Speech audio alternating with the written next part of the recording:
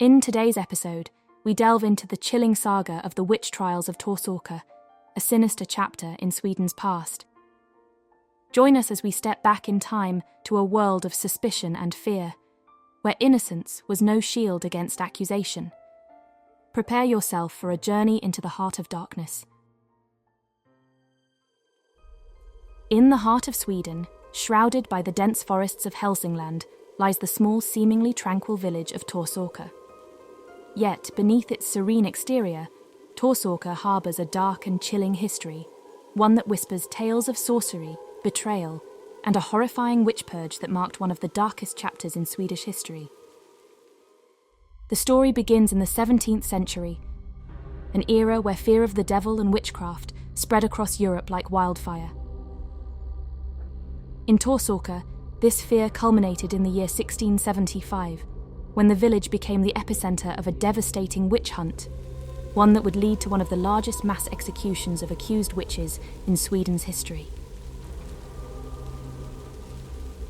The hysteria was ignited by tales of children being abducted to Blåkulla, the legendary meadow where the devil himself was said to hold his Sabbaths. These tales were not just mere rumours. They were vivid accounts given by the children of Torsåker, who claimed to have been taken to Blåkulla by witches. The children spoke of horrendous acts, of being forced to partake in sinister rituals and devilish feasts, igniting a hysteria that swept through the village like a plague. The panic led to the formation of a special commission, led by the local priest, Laurentius Horneus, a man whose zealotry and fervour for rooting out witchcraft knew no bounds. Under his guidance, the commission embarked on a relentless pursuit to cleanse Torsåker of its supposed witches. Accusations flew wildly, ensnaring countless innocent souls in a web of superstition and fear.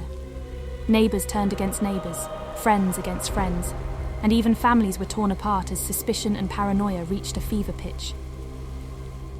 Accused individuals often faced lengthy and intense questioning, with the proof needed for a guilty verdict frequently being weak. Tales of ghostly evidence, where it was claimed that the accused haunted their victims in dreams or visions, grew increasingly popular. Despite how unbelievable these stories were, they were taken as solid evidence of witchcraft, which only fueled the panic and hysteria. The tension in Torsåker reached a breaking point as the witch trials neared their dreadful conclusion.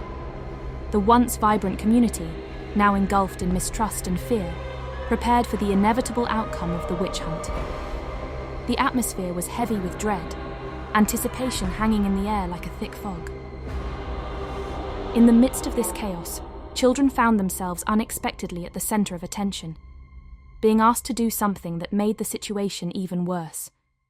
They were told to look for a special mark on those accused of being witches, a mark that was said to belong to the devil.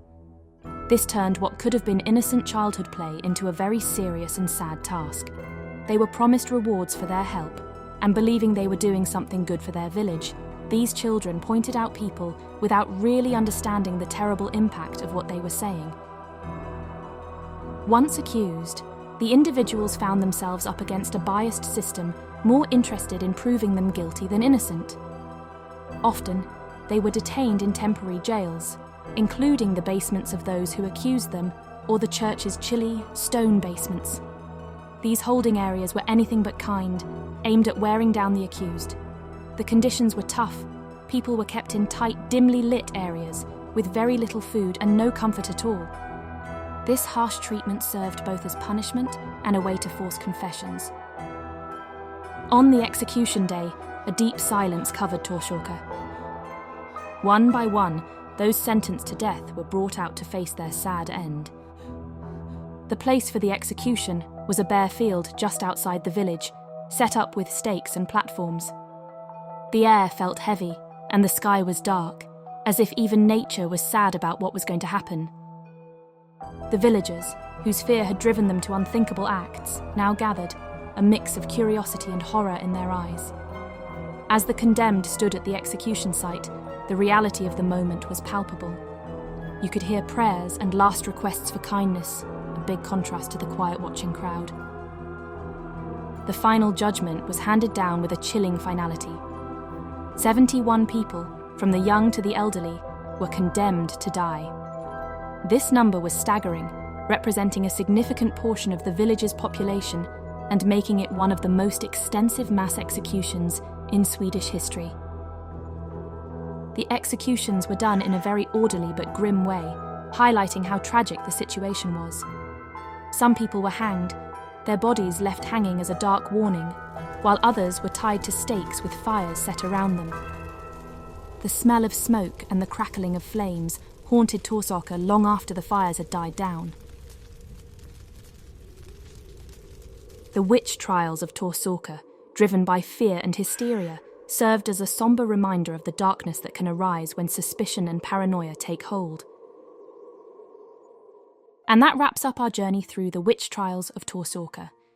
If you're fascinated by stories like these and enjoy diving into history with us, hitting that subscribe button is the best way to show your support.